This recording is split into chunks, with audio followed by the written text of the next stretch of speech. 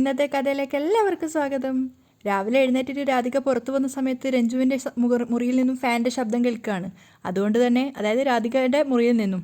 അപ്പോൾ രാധിക ഒരു പരിഹാസത്തോടു കൂടി രഞ്ജുവിൻ്റെ മുറിയിലേക്ക് പോകുന്നുണ്ട്. പക്ഷേ അതേ പരിഹാസത്തോടെ തന്നെയാണ് രഞ്ജു തിരിച്ച് രാധികാമ്മയെ നോക്കുന്നത്. അത് മാത്രമല്ല, രാധികാമ്മയെ പരിഹസിച്ചുകൊണ്ട് ചോദിക്കുന്നുണ്ട്, ആത്മാവിനോട് കൂടിയുള്ള ഉറക്കം എങ്ങനെ ഉണ്ടായിരുന്നു? ഗോവിന്ദേട്ടൻ്റെ അച്ഛൻ്റെ ആത്മാവിൻ്റെ കൂടെയല്ലേ രാധികാമ്മ ഇന്നലെ ഉറങ്ങിയത്? അമ്മയുടെ ആത്മാവിനോട് ദേഷ്യമാണല്ലേ? അപ്പം രാധികാമ്മ രഞ്ജുവിൻ്റെ മുറിയിലേക്ക് പോകുന്നത് ഗീതു കണ്ടിട്ടുണ്ടായിരുന്നു. അതുകൊണ്ട് തന്നെ ഗീതു ആ മുറിയുടെ പുറത്ത് വന്നിട്ട് കാതോർത്ത് നിൽക്കുകയാണ്. അപ്പം തന്നെ രാധിക രഞ്ജുവിനോട് പറയാണ്, നീ എന്നോട് വിളച്ചിലെടുക്കരുത്, നീ വിജയലക്ഷ്മിയുടെ മോളാണെന്ന് എനിക്കറിയാം. അപ്പോൾ രഞ്ജു അതേപോലെ തന്നെ പറയുന്നുണ്ട്, നിങ്ങൾക്ക് ആ കാര്യം അറിയാമെന്ന് എനിക്കും അറിയാം. എങ്കിൽ എൻ്റെ ഒരു സംശയം കൂടി നീ തീർത്തതാ? രാധികാമ്മ ചോദിക്കുന്നുണ്ട്. ഗീതു കാതോർക്കാണ് എന്താണോ രാധികാമ്മ ചോദിക്കുന്നതെന്ന് അറിയാൻ വേണ്ടിയിട്ട്. അപ്പോൾ രാധിക ചോദിക്കുന്നുണ്ട്, ഗോവിന്ദും വിജയലക്ഷ്മിയും തമ്മിലുള്ള ബന്ധം എന്താണെന്ന് ഗീതുവിന് അറിയാമോ? എന്താ മറുപടി പറയേണ്ടതെന്ന് അറിയാതെ രഞ്ജു ഇങ്ങനെ വിളറി വെറുത്ത് നിൽക്കുകയാണ്. അത് മനസ്സിലായിട്ടെന്നോണം തന്നെ ഗീതു വേഗം മുറിയിലേക്ക് വന്നിട്ട് രാധികാമ്മയോട് പറയുന്നുണ്ട്, അതെ, ഈ ചോദ്യം തന്നെ എത്രയോ കാലമായിട്ട് ഞാൻ രാധികാമ്മയോട് ചോദിക്കുന്നു. എന്താണോ ഗീതു പറയാൻ പോകുന്നതെന്ന് ക്യൂരിയോസിറ്റിയോട് കൂടി തന്നെയാണ് രഞ്ജുവും അതുപോലെ തന്നെ രാധികയും കേട്ട് നിൽക്കുന്നത്. അപ്പോൾ ഗീതു നേരെ പ്ലേറ്റ് തിരിച്ചിടുകയാണ്. വിജയലക്ഷ്മി അമ്മയും കണ്ണേട്ടനും തമ്മിലുള്ള ബന്ധം എന്താണെന്ന് അമ്മയ്ക്കറിയാമോ? അത് കേട്ടപ്പോൾ ഗീതുവിൻ്റെ പ്ലാൻ എന്താണെന്ന് രഞ്ജുവിന് മനസ്സിലായി. രാധികയ്ക്കാണെങ്കിലും ചെറിയൊരു സമാധാനമായി, ഗീതു ഇതുവരെ സത്യമൊന്നും അറിഞ്ഞിട്ടില്ല എന്ന്. അപ്പോൾ ഗീതു പറയുന്നുണ്ട്, അറിയാമെങ്കിൽ പറഞ്ഞതാ. അവർ തമ്മിൽ ഇത്രയും ശത്രുക്കളാവാനുള്ള കാരണം എന്താ? അവർക്ക് ഈ കുടുംബവുമായിട്ടുള്ള ബന്ധം എന്താ? അപ്പോൾ ഗീതു രഞ്ജുവിന് നേരെ കണ്ണുകൊണ്ട് കാണിച്ചു കൊടുക്കുകയാണ്, ഇതാണ് എൻ്റെ പ്ലാൻ എന്നുള്ള അർത്ഥത്തിൽ. അപ്പോൾ രാധിക മനസ്സിൽ വിചാരിക്കുന്നുണ്ട്, ഇവൾ അറിഞ്ഞിട്ടില്ല, ഉടനെ എങ്ങും അറിയാതിരിക്കട്ടെ. അപ്പോൾ ഗീതു പറയാണ്, രാധികാമ്മയ്ക്ക് അറിയില്ലെങ്കിൽ രഞ്ജു പറഞ്ഞു തന്നാൽ മതി. അപ്പോൾ രഞ്ജു പറയാണ്, റിലേഷൻ എന്താണെന്നൊക്കെ നീ നിൻ്റെ കണ്ണേട്ടനോട് ചോദിക്ക്. ഗോവിന്ദേട്ടൻ പറയുന്നതിനപ്പുറമൊന്നും എനിക്കോ എൻ്റെ അമ്മയ്ക്കോ ഒന്നും പറയാനില്ല. എങ്കിൽ പിന്നെ ഇനി രഞ്ജുവിനോട് സംസാരിച്ചിട്ട് കാര്യമില്ല, ഇവളെ വിട്ടേക്കാം. എനിക്ക് രാധികാമ്മയോട് ചിലത് ചോദിക്കാനും പറയാനും ഒക്കെ ഉണ്ട്. എന്നിട്ട് രാധികയുടെ കൈ പിടിക്കുകയാണ്. രാധിക ദേഷ്യത്തോടെ അവളെ നോക്കുമ്പോൾ ഗീതു പറയുന്നുണ്ട്, ഇങ്ങനെ ബലം പിടിക്കാതെ എൻ്റെ കൂടെ ഒന്ന് വാ അമ്മേ. രാധിക ഗീതുവിനെ രഞ്ജുവിനെ മാറി മാറി നോക്കുകയാണ്. അപ്പം ഗീതു പറയുന്നുണ്ട്, എൻ്റെ കൂടെ വന്നാലേ ഞാൻ നല്ലൊരു വീഡിയോ കാണിച്ചു തരാം. എന്നിട്ട് പുറത്തേക്ക് കൂട്ടിക്കൊണ്ടു പോവാണ്. അപ്പോൾ രാധിക പറയുന്നുണ്ട്, ഇനി അടുത്ത ഭീഷണി എന്താ നിൻ്റേത്? മറ്റുള്ളവർക്ക് മുന്നിൽ വെച്ച് പറയണ്ട, ഇപ്പോൾ തന്നെ പറഞ്ഞോ. ഇപ്പോൾ നീ എന്ത് പറഞ്ഞാലും അനുസരിക്കേണ്ട ഗതികേടിലാണല്ലോ. അപ്പം അമ്മ ഗീതുവിന് മുന്നിൽ താണ് സംസാരിക്കുന്നത് വരുണ് ദൂരത്ത് നിന്നും കാണുന്നുണ്ടായിരുന്നു. അപ്പോഴേക്കും വരുൺ അങ്ങോട്ടേക്ക് പോയിട്ട് രണ്ടുപേരോടായിട്ട് പറയാണ്, അമ്മ വേണമെങ്കിൽ അനുസരിച്ചോ, ഞാൻ എന്തായാലും ഇവളെ അനുസരിക്കാൻ തീരുമാനിച്ചിട്ടില്ല. നീ എന്നെ മര്യാദ പഠിപ്പിക്കാനും വരണ്ട. അപ്പോൾ ഗീതു പറയുന്നുണ്ട്, നിങ്ങളെ മര്യാദക്കാരായി നിർത്താനേ എനിക്കറിയാം. അതിന് നീ കുറേ കഷ്ടപ്പെടും. വരുണ് വീമ്പ് പറയാണ്. ഗീതു ആണെങ്കിൽ പുച്ഛത്തോടെ പറയുന്നുണ്ട്, അതിന് വലിയ കുറേ കഷ്ടപ്പെടേണ്ട ആവശ്യമൊന്നുമില്ല. വരുണേട്ടൻ എന്നെ വെല്ലുവിളിച്ച ആ ഒരു വീഡിയോ മാത്രം മതി. അപ്പോൾ വരുണ് ഞെട്ടിയിട്ട് ഗീതുവിനെ നോക്കുകയാണ്. അതേ ഷോക്ക് തന്നെയാണ് രാധികയ്ക്കും. അപ്പോൾ ഗീതു ചോദിക്കുന്നുണ്ട്, നിങ്ങൾക്കത് കാണണോ? അതോടെ എല്ലാം തീർക്കാൻ എനിക്കറിയാം, കാണണോന്ന് ഗീതു വെല്ലുവിളിക്കുകയാണ്. വരുണ് പതറിക്കൊണ്ട് പറയുന്നുണ്ട്, വേണ്ട. പക്ഷെ രാധിക പറയാണ്, എനിക്ക് കാണണം. നിന്റെ കയ്യിൽ നിന്ന് ഇവന് നേരെ പ്രയോഗിക്കാനുള്ള ആ ബ്രഹ്മാസ്ത്രം എന്താണെന്ന് എനിക്കറിയണം. അപ്പം ഗീതു കളിയാക്കൊണ്ട് പറയാണ്, അമ്മച്ചി അത് താങ്ങത്തില്ല. നീ എന്താ വിളിച്ചത്? അമ്മച്ചീന്ന്. ഈ കോട്ടയം ഇടുക്കി ഭാഗത്തൊക്കെ സ്നേഹ കൂടുതൽ കൊണ്ട് വിളിക്കാറില്ലേ അമ്മച്ചീന്ന്? തിരുവനന്തപുരത്ത് എൻ്റെ അമ്മച്ചീന്ന്. എന്താ കുഴപ്പമുണ്ടോ? രാധിക ദേഷ്യത്തോടെ ഗീതുവിനെ നോക്കുകയാണ്. അപ്പം ഗീതു പറയുന്നുണ്ട്, നിങ്ങളെ എന്തും വിളിക്കാനുള്ള ലൈസൻസ് ആണ് എൻ്റെ കയ്യിലിരിക്കുന്ന വീഡിയോ ക്ലിപ്സ്. പൂതന, ശൂർപ്പണക, താടക എന്നിങ്ങനെ നിങ്ങളെ സ്വഭാവ വർഗത്തിലുള്ള സകല പേരുകളും ഞാൻ വിളിക്കും.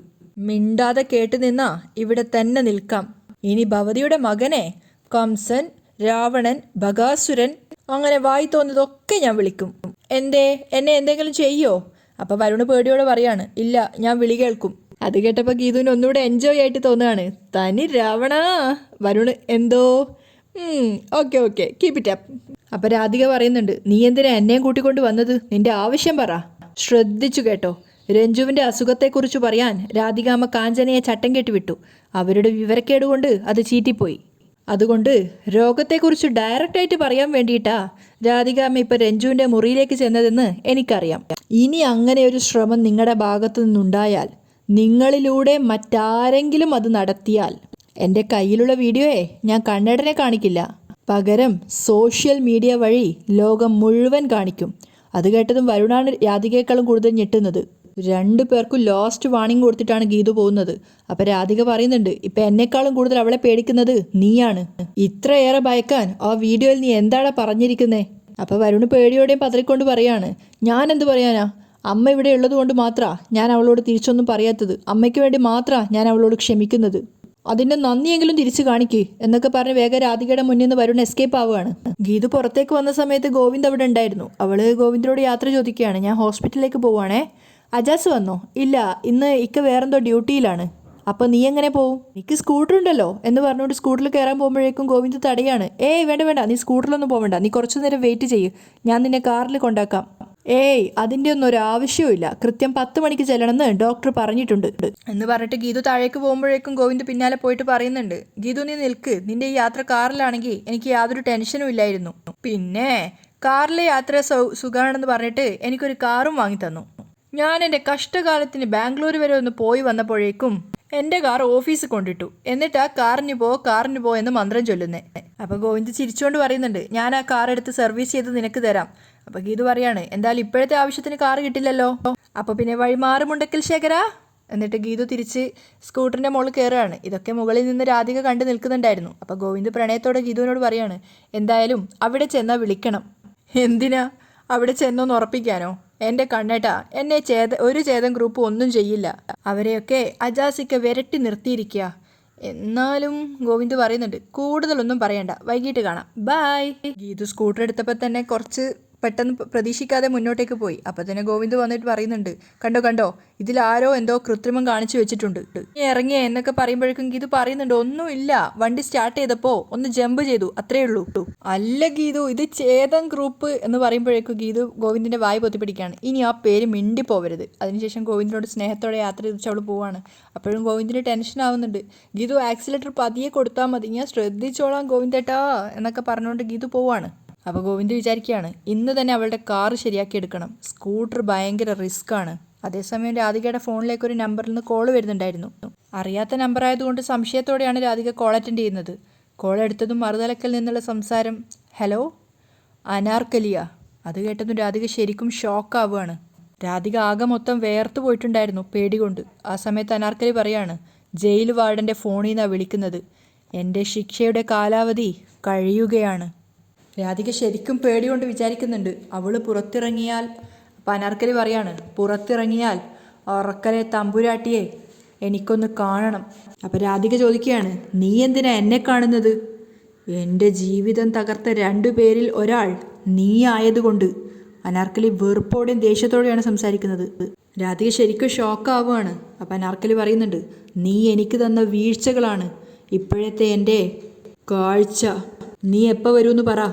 അപ്പം രാധിക പറയുന്നുണ്ട്, ഞാൻ നിന്നെപ്പോലൊരു ക്രിമിനലിനെ കാണാൻ എന്തിനു വരണം? അനാർക്കലി തിരിച്ചു ചോദിക്കുന്നുണ്ട്, എന്നേക്കാളും വലിയ ക്രിമിനലല്ലേ നീ? പക്ഷെ നീ പുറത്ത് മഹാറാണിയായിട്ട് ജീവിക്കുന്നു, ഞാനിവിടെ കുറ്റവാളിയായും. നമുക്കേ ഈ ജയിലിൽ വെച്ച് നേർക്കുനേരെ ഒന്ന് കാണണ്ടേ? രാധിക ഒന്നും മിണ്ടാതെ പേടിയോടെ നിൽക്കുകയാണ്. അപ്പം അനാർക്കലി പറയുന്നുണ്ട്, വരില്ല എന്നാണ് നിന്റെ വാശിയെങ്കിൽ ഈ അനാർക്കലി നിന്നെ ഇവിടെ വരുത്തും. ഇന്ന് രാത്രി 9 മണിവരെ നിനക്ക് ഞാൻ സമയം തരും. അതിനുള്ളിൽ ഈ വാർഡൻ്റെ ഈ നമ്പറിൽ വിളിച്ച് നമ്മൾ തമ്മിൽ കണ്ടുമുട്ടുന്ന സമയം നീ കുറിക്കണം. പറഞ്ഞതുപോലെ ചെയ്തില്ലെങ്കിൽ ഞാൻ ഇവിടെ നിന്ന് ഇറങ്ങുമ്പോൾ രാധികെ നീ ജയിലിലാവും. അനാർക്കലി അടക്കാനാവാത്ത ദേഷ്യത്തോടു കൂടിയാണ് കോള് കട്ട് ചെയ്യുന്നത്. രാധികയാണെങ്കിൽ പേടിച്ച് മരവിച്ച അവസ്ഥയിലും. അതേസമയം ഹോസ്പിറ്റലിൽ മദ്യപിച്ചിട്ടാണ് ഭദ്ര ഉണ്ടായിരുന്നത്. ഭദ്രൻ വിനോദിനോട് കുടിച്ചതിന് ശേഷം പറയാണ്, നീ ഇവിടെ ഒരു റൂം എടുക്ക്, അച്ഛൻ കുറച്ച് സമയം കിടക്കട്ടെ. അപ്പോൾ വിനോദ് പറയുന്നുണ്ട്, അമ്മ ഈ അവസ്ഥയിൽ കിടക്കുമ്പോൾ ഇങ്ങനെ മദ്യപിച്ച് ലെക്ക് കിടാൻ അച്ഛൻ എങ്ങനെ കഴിയുന്നച്ചാ? സങ്കടം കൊണ്ടാണടാ എന്നൊക്കെ പറഞ്ഞ് കരയാൻ ശ്രമിക്കുമ്പോഴേക്കും ഫോൺ റിങ് ചെയ്യാണ്. എടുത്തു നോക്കുന്ന സമയത്ത് അറിയാത്തൊരു അൺനോൺ നമ്പറാണ്. ഞാൻ കാശ് കൊടുക്കാനുള്ള ഏതോ ഒരു തെണ്ടി വേറെ നമ്പറിൽ നിന്ന് വിളിക്കുന്നതാ. അവൻ്റെ നമ്പർ അങ്ങ് കയ്യിലിരിക്കട്ടെ എന്നും പറഞ്ഞുകൊണ്ട് കോള് കട്ട് ചെയ്യാണ്. എന്നോടാ കളി. അപ്പം വിനോദും പറയുന്നുണ്ട്, അമ്മയുടെ രോഗത്തിൻ്റെയും സർജറിയുടെ ഒക്കെ കാര്യം പറഞ്ഞ് അച്ഛൻ ഇപ്പോൾ തന്നെ എത്ര പേരുടെ കയ്യിൽ നിന്ന് കാശ് വാങ്ങിച്ചിട്ടുണ്ട്. അപ്പം ഭദ്രൻ പറയാണ്, എടാ മോനെ, ഇത്രയും വലിയ രോഗവും ഓപ്പറേഷനും ഒക്കെ വല്ലപ്പോഴേ ഒത്തുകിട്ടൂ. ഇത് വെച്ച് ആശുപത്രിക്കാർ ലക്ഷങ്ങളല്ലേ ഉണ്ടാക്കുന്നത്, പിന്നെ നമ്മക്കുണ്ടാക്കിയാൽ എന്തടാ? ഇപ്പം ചോദിച്ചാലേ വല്ലതും കിട്ടൂ എന്നൊക്കെ പറഞ്ഞ അയാൾ പൊട്ടിച്ചിരിക്കുകയാണ്. അപ്പോൾ വിനോദ് പറയുന്നുണ്ട്, സ്വന്തം ഭാര്യയുടെ രോഗത്തിൻ്റെ പേരിൽ പണം വാങ്ങിച്ച് മദ്യപിക്കാൻ അച്ഛനെ കൊണ്ടേ പറ്റൂ. അപ്പോൾ ഭദ്രൻ നാവ് കുഴഞ്ഞുകൊണ്ട് പറയാണ്, എടാ മോനെ, എൻ്റെ അനുഭവത്തിൽ നിന്ന് പറയുക. ഇനി ഒരു മിറാക്കിൾ സംഭവിച്ചാലേ വിലാസിനി രക്ഷപ്പെടൂ. വിനോദ് ഷോക്കായി നിൽക്കുമ്പോൾ വീണ്ടും ഭദ്രൻ പറയുന്നുണ്ട്, ജീവിക്കാനുള്ള സാധ്യത വെറും 5% മാത്രമാണെന്ന് ഡോക്ടർ വന്ന് പറയും. ഈ സിനിമയിലോ സീരിയലിലോ കഥാപാത്രങ്ങളാണെങ്കിൽ മാത്രമേ മിറാക്കിൾ സംഭവിക്കൂ. വിലാസിന് വെറും സഹനടിയല്ലേ, അമ്മ വേഷം, എപ്പോൾ വേണേലും കട്ടാവാം. അപ്പൊ വിനോദ് സങ്കടത്തോടെയും ദേഷ്യത്തോടെയും പറയാണ്, കണ്ണ് ചോരയില്ലാതെ പറയാതെ അച്ഛാ, ഒന്ന് മിണ്ടാതിരിക്കി. ഞാൻ മിണ്ടും. ചില ആശുപത്രിക്കാർക്കൊക്കെ മരിച്ചവരെ പോലും വെന്റിലേറ്ററിൽ വെച്ച് കാശ് വിഴുങ്ങുന്ന പരിപാടി ഉണ്ടെന്ന് ഞാൻ കേട്ടിട്ടുണ്ട്. എൻ്റെ വിലാസിനിയുടെ കാര്യത്തിൽ അത് സംഭവിക്കരുത്. ആ വകയിൽ ഒരു 5 രൂപ പോലും ഞാൻ മുടക്കത്തില്ല. അപ്പൊ വിനോദ് പറയാണ്, അച്ഛനല്ലല്ലോ അതിന്, ഗോവിന്ദേട്ടനല്ലേ മുഴുവൻ ചെലവുകളും വഹിക്കുന്നത്. ഡാ, അത് എന്തിനാ? ഇതിന്റെ പേരും പറഞ്ഞ് നിനക്ക് തരാനുള്ള സ്വത്തിന്റെ പാതി അവൻ വെട്ടിക്കുറയ്ക്കും. അത് ഞാൻ സമ്മതിക്കത്തില്ല എന്നൊക്കെ പറയുമ്പോഴേക്കും വീണ്ടും റിങ് ചെയ്യാണ്. എടുത്തു നോക്കുമ്പോൾ വീണ്ടും നേരത്തെ വിളിച്ച അതേ നമ്പറിൽ നിന്നാണ്. അപ്പം വിനോദ് പറയുന്നുണ്ട് കോൾ എടുക്കാൻ. അപ്പം അയാൾ പറയുന്നുണ്ട്, വേണ്ട, കാശ് പോവും. ചിലപ്പോൾ ആരെങ്കിലും കാശ് തരാമെന്ന് പറഞ്ഞ് വിളിക്കുന്നതാണെങ്കിലോ. വിനോദ് പറഞ്ഞപ്പോൾ അയാൾക്ക് അതും ഒരു അത്ഭുതമായിട്ട് തോന്നുകയാണ്. അത് ശരിയാ, ഞാൻ ചിലരോട് ആശുപത്രി കാര്യത്തിന് കാശ് ചോദിച്ചിട്ടുണ്ടായിരുന്നു. കോൾ എടുത്തിട്ട് ചോദിക്കുകയാണ്, ഹലോ, ആരാണ്? അപ്പം അനാർക്കലി മറുതലക്കൽ നിന്നും പറയാണ്, നിന്റെ മരണം. എന്താ പറഞ്ഞത്? ഭദ്രൻ പേടിയോട് ചോദിക്കുകയാണ്. പറഞ്ഞത് ആരാണെന്ന് നിനക്ക് മനസ്സിലായില്ലേ? അനാർക്കലി. അത് കേട്ടതും ഭദ്രൻ ഷോക്കാവുകയാണ്. നീ ഇപ്പോൾ ജയിലിലല്ലേ, എൻ്റെ നമ്പർ എവിടുന്ന് കിട്ടി? അപ്പം അനാർക്കലി പൊട്ടിച്ചിരിച്ചുകൊണ്ട് പറയാണ്, ഭദ്ര, നിന്നെ കണ്ടെത്തേണ്ടത് എൻ്റെ ആവശ്യമായതുകൊണ്ട് നിന്റെ എല്ലാ ഡീറ്റെയിൽസും ഞാൻ തപ്പിയെടുത്തു. ഭദ്രൻ ഞെട്ടുകയാണ്. ഞാൻ നിന്നെ തേടി എത്തുന്നതിന് മുമ്പ് നീ എന്നെ കാണാൻ ജയിലിലെത്തണം. ഭദ്രൻ പേടിയോടെ പറയാണ്, എല്ലാം കഴിഞ്ഞതല്ലേ, നമ്മൾ തമ്മിൽ ഒരു കോണ്ടാക്ട്സും ഇല്ല. ഞാനാണെങ്കിലേ പഴയതിനേക്കാളും ദരിദ്രവാസിയാ. ഞാൻ നിന്നെ കാണാൻ എന്തിനാ വരുന്നേ? എൻ്റെ ജീവിതം ഇല്ലാതാക്കിയ 2 പേരിൽ ഒരാൾ നീ ആയതുകൊണ്ട് ഭദ്ര. അയ്യോ, ഞാനൊന്നും ചെയ്തിട്ടില്ല. നിന്റെ ജീവിതം തകർത്തതേ ആ രാധികാമ്മയും അറക്കൽ കുടുംബമാ. മനസ്സിൽ പക ബാക്കിയുണ്ടെങ്കിൽ അവരോട് പോയി തീർക്ക്. അത് കേട്ടിട്ട് ദേഷ്യത്തോടും വെറുപ്പോടും കൂടിയാണ് അനാർക്കലി പറയുന്നത്, രാധികയോടും നിന്നോടും അറക്കൽ മാധവൻ നായരുടെ പരമ്പരയോടുള്ള എൻ്റെ പക ഞാൻ തീർക്കും. അതിൽ നിനക്ക് എന്തെങ്കിലും ഇളവ് വേണമെങ്കിൽ ഇന്ന് രാത്രി 9 മണിക്ക് മുൻപ് ഈ നമ്പറിൽ വിളിച്ച് എന്നെ കാണാനുള്ള ടൈം നീ ഫിക്സ് ചെയ്യണം ഭദ്ര. നീ വരാൻ തയ്യാറായില്ലെങ്കിൽ ഞാൻ ശിക്ഷ കഴിഞ്ഞ് പുറത്തിറങ്ങുമ്പോൾ പൂജപ്പുര സെൻട്രൽ ജയിലിലേക്ക് കുറ്റവാളിയായി വരാൻ നീ തയ്യാറായിക്കോ ഭദ്ര. അനാർക്കലി കോള് കട്ട് ചെയ്യുമ്പോഴേക്കും ഭദ്രൻ കുടിച്ച കള്ള് മുഴുവൻ ഇറങ്ങിപ്പോയിട്ടുണ്ടായിരുന്നു പേടികൊണ്ട്. തിരിഞ്ഞു നിന്ന് സൂപ്രണ്ടിനോട് അനാർക്കലി പറയാണ്, 9 മണിക്ക് മുമ്പ് ഇവർ തിരിച്ചു വിളിക്കുമോ നോക്കാം, ഇല്ലെങ്കിൽ എനിക്കൊരാളെ കൂടി വിളിക്കാനുണ്ട്. അനാർക്കലിയുടെ ലാസ്റ്റ് കോൾ. ദേഷ്യത്തോടെയാണ് അനാർക്കലി അത് പറയുന്നത്. അവിടെയാണ് ഇന്നത്തെ എപ്പിസോഡ് വൈൻഡപ്പ് ചെയ്യുന്നതും.